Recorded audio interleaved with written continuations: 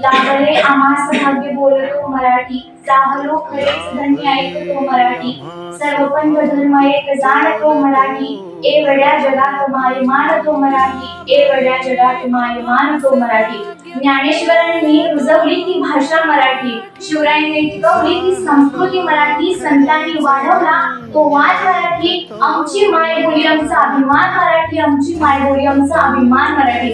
जेव्हा आपण लहानपणी आपल्या आईच्या कुशीत होतो ना, अगदी तेव्हापासून आपल्या मराठीने, आपल्या मातृभाषेने आपल्यावर आई समान प्रेम केलं, आपल्याला जपलं आणि आपला स्वाभिमान जपला। त्याच आईला स्वतंत्रता मिळवण्यासाठी, त्या आईला स्वतःचं अस्तित्व प्राप्त करून घेण्यासाठी इतका वर्ष संघर्ष करावा लागला, अतोनात प्रयत्न करून सुद्धा आज तिला जेव्हा अभिजात दर्जा मिळतोय, मात्र आज तिला आपण स्वीकारायला तयार नाही। आज आपण निश्चय म्हणतो हा महाराष्ट्र माझा, मात्र त्या मातीत मी मराठी संस्कृती तिला मात्र आज आपण विसरतो।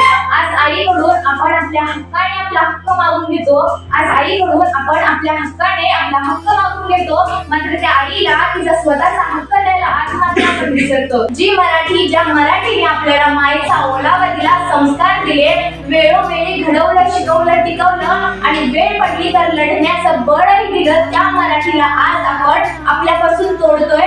ती मराठी सर्वश्रेष्ठ मराठी का होऊ शकत नाही आज आपल्यासाठी? दुर्दैव वाटतं मला की आज मराठी माणसाला मराठी माणूसच ओळखू शकत नाही, आणि काय उपयोग आहे अशा विजात दर्जेचा ज्या मराठीला आपण स्वीकारत नाही। मात्र आता नाही, प्रत्येकाच्या मनामध्ये आणि मातीच्या कणाकणामध्ये मराठी झळकाली पाहिजे, हे शिवरायांचे स्वप्न आणि संस्कार आहेत। शेवटी जाता जाता एवढंच म्हणेन, मोडेल पण वाकणार नाही महाराष्ट्राचा बाण आहे, मोडेल पण वाकणार नाही महाराष्ट्राचा बाण आहे। पोलादी आमचं मनगट आणि ताट आमचा कण आहे, मरणालाही जुमानत नाही, शिवरायांचा माती हात आहे। महाराष्ट्र आमचा धर्म आणि मराठी आमची भाषा आहे, महाराष्ट्र आमचा धर्म आणि मराठी आमची भाषा।